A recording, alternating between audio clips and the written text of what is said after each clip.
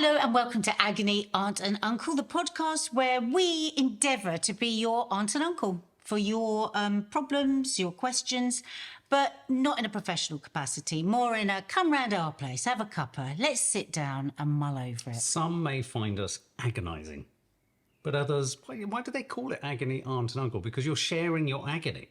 It's funny, isn't it? Because it's not necessarily agony. Anyway, I mean, one of the things I was thinking, we just tried to do an intro before, but we fell off a cliff, is we try never to say should, you should do something, or you could do something. Well, no, you do say you could. But we try not to say you should. There's no rights, there's no wrongs, there's no diagnosis. We're not sitting here in any way, shape or form saying this is what you ought to do, this is how you should resolve things, but we do share our own experiences and we listen for similarities in your problems and your dilemmas. And even if we haven't fully experienced whatever it is you're going through, we certainly have a strong sense of how we would, say, behave or advise our children or people we love or each other. Yeah. So, I will kick off, shall I? Or do you want to read the first one? Okay, no, I'll go for this one. This really stood out to me. This is anonymous, and the person is aged 19. It's quite useful, actually, when you guys tell us how old you are. Hi, Nadia Mark. How do I overcome resentment I feel towards a parent who never paid attention or gave any physical or verbal affection growing up? Barely says hello most days. I feel a deep sadness when I see other people whose parents are loving, affectionate, as I know this is something I won't have. I've tried to tell him numerous times, so presumably as a father, that I would like it if he was more present when we meet up. He is constantly on his phone and doesn't really try to make conversation. But it never ends well, so I can't bring it up again. I try my hardest to make the relationship good in spite of this, as it is one I cannot throw away. Although I know he loves me deep down, the total one-sidedness of the relationship often leaves me feeling either extremely angry or sad. How do I overcome this to make the best out of the relationship we have? Am I being childish? I mean, this spoke to me on so many different levels because I can relate to sort of so much of it. Obviously, again, as I just said in our intro, it's not that my experiences with my dear mum have been exactly the same, not at all. But, you know, for her own reasons, my mum was very young. She'd been through a lot of her own trauma as a teenager and as a child herself.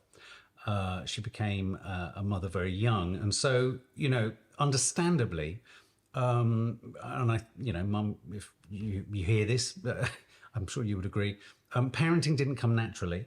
Parenting wasn't necessarily something that she wanted to do, but it was something that she felt compelled to do due to her own experiences of having had a child before, etc., etc. I'm only giving you this background as a kind of caveat to the moments that I definitely felt in my childhood, a sense of perhaps not getting the attention nor the affection or the type of affection that I wanted at the times that I needed it. So no, quick answer to your final question here is, am I being childish? Not at all. Absolutely not at all. You know, I've often said, I mean, I never knew my father, and a big part of, you know, if you're talking about a sort of upbringing or a childhood where you've essentially been neglected emotionally in some sense, or left alone a lot on physically or emotionally or psychologically or anything. I mean, a really stark example of that is having no relationship with a parent. They're completely absent, and in terms of that parent, you are always on your own because they're never there.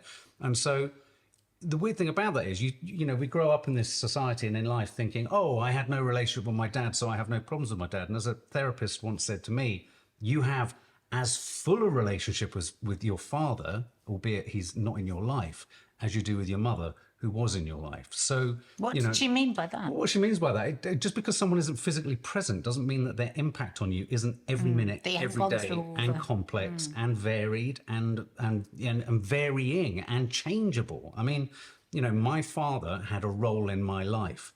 He just didn't happen to be there. The role of my father in my life was constructed by me, in my head, in my heart, through my wants, through my desires, frustrations, etc., etc., etc. So, you know, and when you're a child, you're always a child. You know, there's this weird idea that you stop being a child at some point. You stop being under 18, but you are always someone's child. And I think it's always quite telling when you see I see it with Nadia and her parents. She sees it with me, with my mum. I saw it with my mum, with my nan. It's intriguing when you see real grown-ups revert to like states, if you like, when they're around their parents. So knock that into the long grass. You're not being childish at all. How do you overcome resentment? This is really hard. I mean, the way you describe meeting up with him, I presume, again, as I say, it's your dad, he's constantly on his phone. That's incredibly hard. That's incredibly hurtful. That's incredibly difficult. Again, I'm never one to want to judge or prejudge someone else's behavior if you don't know them. But what I would say is, have a think about why is he like that? Could he be feeling shame, guilt, remorse? I don't know what the nature of your parents' split is. I don't know the nature of your relationship with both your parents. So, could his use of the phone be something else other than just simply ignoring you in a sort of cold-hearted fashion? Could it be, a social awkwardness? I mean, a lot of dads, especially, I don't know if you're a female, I don't know if you're a woman, lots of dads can really struggle, actually, with being with their daughters. I mean, I think I could say I have done with all of my daughters at certain points, and that's not because I don't know what to say to them, but there are just that it's quite understandable that dads and daughters at some point it gets a bit awkward because you're not necessarily connected on the same topics or subjects, or things are happening for you that are different to if it was a father with a son. I've only ever had and always had daughters, and I've noticed that if I'm honest with all of them, there is always a point at some point where rather fortuitously I can step back and the mums sort of step in and fill that sort of breach where, they need that sort of touchy-feely, hormonally kind of contact and communication, chat about boyfriends, all that kind of stuff. And then they can kind of come back to you. So I suppose what I'm trying to say is, just because he's being like this when you meet him, doesn't necessarily mean it's born of something really horrible or sinister. I mean, I'm sort of being favourable here. But the fact that it leaves you like this is really sad, but really understandable. And you say that you've brought it up with him. When you bring it up with him, it just makes things even worse. So what do you do in that instance? It's very hard. I mean, I don't know if you have any other family members, whether he has a brother or sister, you have an aunt or an uncle, or if you have any other siblings that you could reach out to talk about this with, because you can't change someone else's behavior. You can't make him be something that he can't be or doesn't want to be. And I think it's really important that you have to kind of, in a sense, I'm sure this will be part of what Nadia says, because she certainly says it to me a lot, which is, you can't keep hoping for something that just isn't there. But I suppose all I'm trying to say is that it might not be there for reasons that aren't solely horrible or about you being, do you know what I mean? So, but it's very hard as a child to not take that in and think, oh, it's because I'm not lovable, or because I'm not likable, or because I'm not this or I'm not that. Actually, he's a child too, and he's struggling with his own shit. The best thing I would say would be somehow to get into some kind of therapy, some kind of family therapy, some kind of, mediation where this could be brought up. And I think that's something, if you're 19, it's not uncommon. I did it with Izzy. Family mediation is something that's there, that can be used a great deal, and it's available, at not too costly a price either. It's something that you can get through social services and stuff like that. But most importantly, what are you in control of? And I'll shut up. What are you? You're in control of how you feel about yourself. It's not childish to feel like you're feeling. You have an absolute right to feel what you're feeling. It's your truth, so to speak. I think it's about trying to unpack what his truth is, where he's coming from, and that perhaps even if he can't change his behavior for the better, even in perhaps doing some sort of, investigation around his other family members, his background, his own experiences, what he's like, what he struggles with, it might just help you understand a bit more, which is what I've done with my mum. I really have grown to understand and sympathize with and respect the experiences she's had, which has perhaps sometimes on paper made her not appear to be a perfect mum, but she was trying her best. I agree with almost everything Mark has said. Almost. First of all, it sounds to me it'd be very difficult for you to get him to mediation if he won't put his phone down. So that can always be a bit of a difficult thing if one makes the decision that you want to have this kind of therapy and then the person says no, that can leave you feeling So, yeah, therapy is always a good idea. It's very difficult to get hold of, either on the NHS or even paying to get somebody good. And then often they cannot be very good. So that is, though I think that's good advice, it is difficult to get.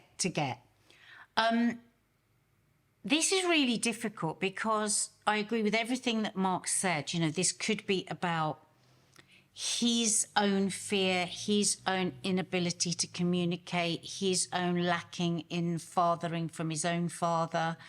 You know, are you every time meeting in a cafe or a restaurant? Is that never been his kind of thing? Is he not very good sitting in a cafe or restaurant? Might be better to think about going for a walk. Like, when I want to talk to the kids about something heavy, I try and do it when I'm not sat opposite them because they don't want to look and they don't want to hear. Sometimes people who are a bit shy about talking are better if you talk to them on the move, doing something else. So that is all if we're thinking that he's a really nice guy that struggles with communication. I mean, I'm going to give you the other side of that, but also if he's a nice guy that struggles with communication, and I know I say this a lot, but I really do think it's a useful tool for us, for all of us with communication, is to write him a letter about how you feel. Because I imagine if you're trying to communicate with him on how you're left feeling by his behaviour, and he's kind of on his phone and he's then awkward because you're suddenly confronting him with something, it's never going to go well. And he might revert back to old-fashioned parenting things. Well, stop being such a child, just to make you stop. Whereas if you were to write him a letter, an email, a text. But he could get it on his phone. Yeah, I can get it on his phone. And you start it with, please, can I just ask you to read this to the end, first of all. And then you make sure, we've said this before, that there is no accusing in it. Because once you start accusing somebody, they then have to defend themselves and then you can get into this spiral. So if you all the way through say, you know, and think of some nice times you've had with him. You know, Dad, I know it's been difficult for both of us recently communicating, both of us, not just you. And I kind of miss, and I want to connect more with you. And I wonder what we could do that could be a better way, really conciliatory, and try and touch his heart by how much you miss him. And it's difficult now because you're a bit older, but you know, he's still your dad and he's still the guy that you want to reach out to. So that's a possibility if he's a nice guy. I've got a friend who has been going through stuff with her dad for years and years and years. He is 100% a narcissist. Like all of her friends say it. She has now broken contact with him after a lifetime of putting up with his shit, with his ignoring her and then making her feel guilty about everything, her constantly questioning her own self and her own character and this and that. So that could also be the situation that you're possibly in. So I think it's a good idea, as like Mark said, to talk to other people that know him and say, you know, I don't know what it is. I wish me and Dad could connect more. And then you might, with people that you trust, maybe an aunt, maybe somebody, and they might say, you know, listen, love, he's always been a right bastard. Or listen, yeah, he wants that too. You know, and I just think da-da-da. And be open to the fact that possibly you're doing something wrong. But if you've got red flags that have gone up often, has he always been selfish? Has he never listened to anyone else? Is it all about him? Is every situation, every family situation, everything about what he needs and what he wants? Because if that's the case, and I agree with Mark, we can't change anyone. We can only change our response to that person. And, you know, I have a lovely mum and dad, but I spent a lot of time when I was growing up wanting this from them that other people's parents gave them. You know, I wanted my mum to be affectionate. She wasn't, but she gave me affection in other ways that I was able to see once I was older. My dad, I wanted him to be just a bit more in our world because, you know, he was a foreigner. He never knew when Christmas was. He didn't celebrate birthdays. But then, you know, now at my age, I look and I go, God, look at all the riches that he gave me, just emotionally and everything. And Mark and I talk all the time about our resentment with our parents because everybody, it's a rite of passage. So on the question of dealing with the resentment, it is about constantly processing it. saying it's okay that I feel this way. And no parent is perfect. And we always say to our girls, we're just adult children desperately trying to work out what we're supposed to do next. A lot of parents can't admit that they've ever done anything wrong, and that's difficult. But you are just going to have to find a way and find acceptance. Look for the good, if there is any. If there's none, then, maybe distance yourself more. In which case, if there is none, I would recommend that you Distance. do some, and also you do somehow would and possibly would benefit from some kind of therapy, talking therapy for yourself, because those resentments, it won't just be resentments, it'll be hurt, it'll be grief. And if he's a lovely guy who has trouble communicating, I think some of what we said here will open his heart. If he is a difficult man, if he has narcissistic qualities, if he has a problem with drink, if he's any of those things, there are so many groups, adult children of alcoholics, the horribleparent.com is a website that Davina, because she had a real struggle with her mum, honestly, she recommends it all the time. So maybe reach out to the horribleparent.com. They're also on Instagram, because so often just sharing with other people that might be going through the same stuff is incredibly powerful. I would say one of the things that I do that helps me all the time when I'm struggling with an emotion about my parents, less so with my father because it's an absent situation, choices were made, they were his choices, and I struggle with that. But interestingly, I should really utilize the same standard, really, to him, or hold him to the same standard as I am my attitude to my mum, because it might actually help me in my resentments, because you probably felt just a little bit of resentment there in the way that I said that about my father, having made his choices to not be in my life. So what I'm trying to say is that what certainly worked with my mum is by humanizing her. And what I mean by that is by really taking yourself out of the equation for a bit and looking at who they were, where they came from, what their origin story was, how they may have ended up where they've ended up at, really does help. Again, it doesn't change them, and it doesn't mean that things are going to get easier. But it doesn't mean you have to, your feelings around it are invalid. Yeah, no, absolutely. And it doesn't mean that you're childish, and it doesn't mean that you're selfish to feel what you're feeling and all those kind of things, but it just takes some of the heat out of it. It's the story.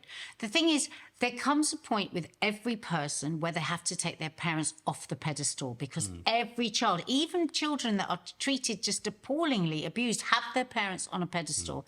They're human, they're fallible, they make mistakes, they smell, they go to the toilet, they can fart, they can all the normal things of a human being. They have to come off the pedestal, and we want unconditional love from our parents. And sometimes we have to look at how do we love them in spite of all their foibles. And also the other way to help with the resentment is to think about, you may or may not want to be a parent, I don't know, but you certainly would want to be a friend, you'd certainly want to be a good colleague, all the other things that we are in life. And so what you can do by dealing with the resentment is think, my parent has these things that I look at and I don't like about them, and that's something I'm going to learn from, and I'm going to try really hard to fix in myself. Because hopefully with each generation we better ourselves than the one before. So by taking proactive action about yourself, because you have power over yourself, you don't have much power over anyone else, that can be a salve. Yeah, absolutely. I hope that helps. Yeah. I hope that helps. Do a little bit of investigating, a little bit of research around his background, his story. It does help. It's a huge help. Okay. I've been with my partner for 14 years, not married by choice, but the last year has probably been our worst. We've had violent outbursts by him in the past, and this has mainly stopped, but it feels like he's replaced the violence with criticisms and constant disrespect. He started not coming home at night on, say, a Friday or Saturday. This has happened 4 times over the last 6 months, and he says he's out drinking and he's not cheating. I'm not sure whether to believe it, don't blame you, but it's a really toxic situation. He now fears I'm going to leave him. He's upset and crying, etc. So it ends up me being the one comforting him all the time. Got to change that, haven't we? For the first time in this relationship, I feel like leaving him. I've really had enough. We're at a crossroads and I'm unsure where to go. I'm 41, and although I work full-time financially, I couldn't afford to live on my own. And with this cost of living, so it means moving back to mum's, etc. Any advice would be really appreciated. Oh, I just want to put my arms around you. The thing that's 41, my 40s were some of the best years of my life. You are young at 41. That's what I would say. You may not feel it, but you are young at 41. So I'm going to be quite out there with this, because if you were my niece and you were around here and I was your auntie, I would say 14 years where there has been violence and where the violence has now been replaced with constant criticism and disrespect, and now has escalated to being out all night and drinking, and you have fear of cheating. That sounds fucking horrible. That sounds like a really horrible way to live. I'm not hearing in any of this letter that you love him, that you care for him, that you at any point feel cherished or loved. It sounds to me, and as a rescuer myself, it sounds to me, I'm not saying that it is, that you are rescuing him. Rescuing can take a huge amount of energy to the point where you can feel you don't have enough energy to leave. And the reason for that is you're using all your energy to stay.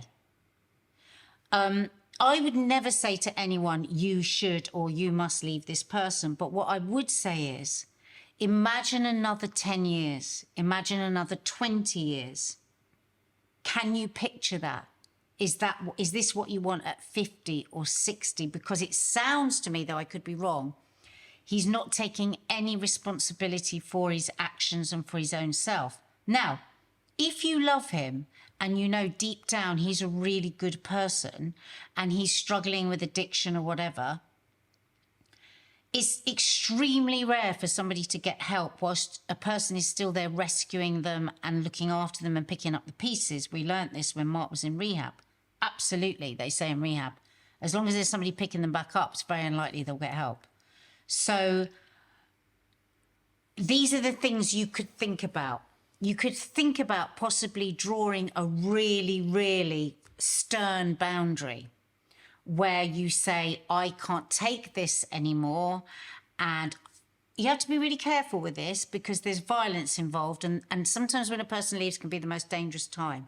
So I would recommend, if that's the case, if there is fear involved, that you do speak to Refuge and get advice from that, because to suddenly leave can be very dangerous. So take some advice from Refuge or a similar organisation. And then think about, if you actually want him, drawing a really clear boundary, which is, I am not going to be able to maintain this relationship and stay in this relationship as long as you are drinking and as long as you are not taking any responsibility for your actions. I'm sick and tired of being sick and tired and I can't do this anymore. Again, make sure you speak to Refuge first. What I would also say, if you were my niece or my daughter, I would say, yeah, it ain't great to have to go back to your mum. But if you're in danger, if you're desperately unhappy, if the thought of another 20, 30, 40 years of this is unbearable, you might just have to have the discomfort. The way that you're living is horrible. The way that he's living is horrible. I don't know if he's a nasty bastard, I don't know. Or if he's just somebody that's really struggling and he could have mental health issues that he's medicating with alcohol. He may not be cheating, but I can understand why you feel he is. You know, this is all on you. And yeah, you've got to get the wood from the trees here. If another thing that you could do is go to Al-Anon, which is for families and loved ones of people struggling with addiction. And then you could get some support like that. But I think what I'm hearing in this letter is this can't go on in the way that it is going on. So Yeah. The line in this that really keeps standing out to me a lot, as Nadia was talking, was, I've been with my partner for 14 years, not married by choice. Now, I'm presuming from that either it's an arranged marriage of some form, or certainly, No, she didn't get married out of choice. She didn't want to get married. That's what I mean. Oh. Yeah. She's not married. I've been with my partner for 14 years, not married by choice. Not No, I married think she by meant she choice. hasn't didn't have a chosen choice in to be getting married. Oh, it's interesting. Oh, I don't know. I think it could be I either read way. that. Sorry, I mean maybe I'm incorrect. I've been with my partner for 14 years, not married by choice, but the last year, not married by choice. I didn't have a choice in that. Well, okay, I read that as an arranged marriage of some form, or a marriage of convenience, or a marriage that. Oh, interesting, because I read it as, I don't want to get married to him. I've been in with 14 years, not married out of my choice. But you're right, it could be either way. Well, I mean, okay, well, let's say if it's a cultural thing or not, or whatever, a social thing, and even if it's the way that Nadia thinks it is, maybe that explains why, though it doesn't justify in any way, shape or form. I'm a huge advocate of understanding why people have outbursts of behavior or why things spill out in certain ways. If you don't understand, you can't solve. If you can't solve, you don't resolve. And, as I say, as I read that, I'm seeing something in there in that first line of your dilemma, which is about a lack of choice, whether it be your choice, his choice, and maybe that lack of choice is what's leading him to feel, as Nadia just kind of suggested towards the end there, that he's not happy. Clearly, he's clearly not happy, and you've hit a point. So, where you're for the first time thinking, actually, maybe things need to change. If you were my daughter, I would be saying exactly what Nadia said at the end there. You mustn't be thinking about the practicalities. They are irrelevant. You have to do what's right for you. To be safe. To be safe. And if that means going back to mum, so be it. If that means you take a financial hit in the short term, so be it. If you've got a mum and if you've got people who can pick the pieces up for you and look after you, then that take advantage of that, obviously. But I think if it's also, you're 41, as Nadia says, that's no age. So it's not like, you could sit there and go, oh, but I've spent all this time and what a waste. But we could all think that of so many relationships we've all had in our lives. It's just not the case. Now is now. Now at 41, you've got so much ahead of you. So if you were to be making an enormous life change difference, in terms of this relationship, then, it's as good a time as any for it to happen. But it sounds to me like he's deeply unhappy too. The not married by choice phrase that sticks out to me a lot. How much is he feeling that? How much are you now feeling that? And how much has this marriage been about you both trying to make something that wasn't wholly of your choice or, your choosing? You're trying to make something work that doesn't necessarily have to work or needs to be allowed not to work, And so, of course, the next kind of best thing is relate, relationship counseling and all that kind of stuff. If he's genuinely fearful and if he's genuinely sorry and if he's genuinely now upset and crying, as you say he is doing, because he's feeling that you're drifting away and moving away, then that really is a good opportunity, a moment with him, given that he's been violent in the past, to say to him, well, okay, well, look, if you're feeling this, then perhaps we need to go to some kind of therapy. I hate to kind of say that therapy is the be all and end all. It's not. But also it can be, and it's hard to get it all the time, but there are also services like Relate that can help. I went to Relate right at the beginning in my early 20s with my first relationship. So in a weird way, you might be at a point now where he's more receptive to some kind of therapeutic chat, or even a chat with other members of your family. But I think from the sounds of it, and I've just seen here that you've said I've really had enough, from the sounds of it, and I could be wrong, he ain't going to do that as long as he thinks he can get away with crying and getting upset. I mean, you know this, Mark. You know that how often somebody that is using alcohol will not stop that unless they feel their arse on the fire. Yeah, absolutely. And what I'm hearing is you're sick and tired of being sick. You say, I can't do it anymore. It's toxic. I'm at a crossroads. Well, you're at the crossroads, and what are the two signs saying? More of this shit or a chance of different shit? And, those are your two options. You probably feel a lot older than 41 because you've been putting up with this for 14 years.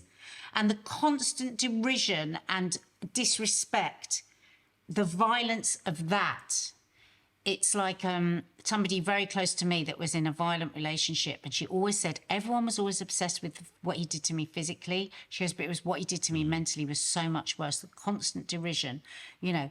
I think it's good you're sick and tired. I think it's good you're at a crossroads, and I think that you need whoever is your support. I mean, I don't know, your mum might not be a supportive person, but whoever it is, say, I need this, because people that love you will know this isn't right.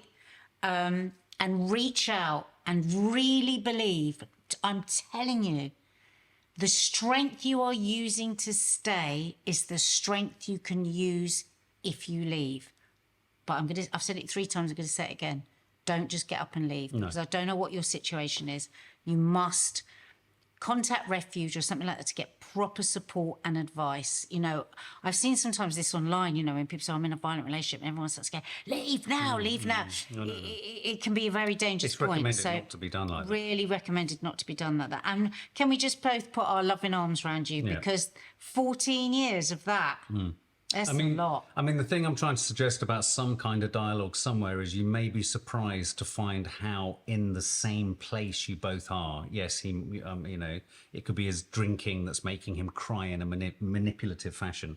But, you know, this could be one of those classic situations where when everything sort of kind of falls into place, actually you're both at the same place in this relationship. He's expressing it in a horrible, corrosive, angry, damaging, belittling fashion. You're in a state of flux and sort of, you know. But she says he's always been like this. But yeah, so he's always been like this. 14 years of that. You know, that's, you know, you can get therapy on how to leave.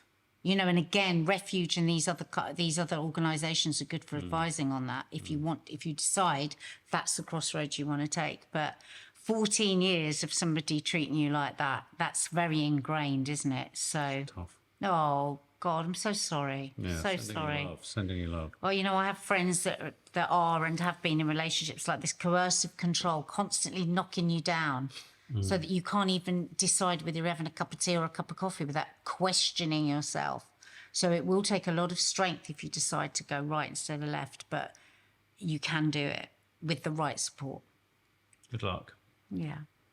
Thanks, guys. You know, again, thank you so much, guys, for sharing these really personal things. And we do take it really seriously, and we really take it to heart. And, you know, just to reiterate, sometimes we might veer off a bit into, well, we think you should do this, but we really are just hoping that we can just help you think in a different way, or maybe talk to somebody extra, or, you know, just a little bit of holding for you for the next bit of your life. Sometimes it's about just kicking a little bit of kind of, you know, getting a bit of oxygen in there so that you think, oh, maybe there's a different way of viewing this. It might not change the net result. It might not change how you feel, but sometimes just a slightly different perspective on something can just help rejig things. And you know, and it can just puncture some resentment and anxiety and frustration and sadness, you know, so thank you. Please hit the subscribe button and the notification bell if you're on YouTube. And if you're listening on podcast, please like, please share, please tell other people. And if you know somebody that's struggling a bit at the moment,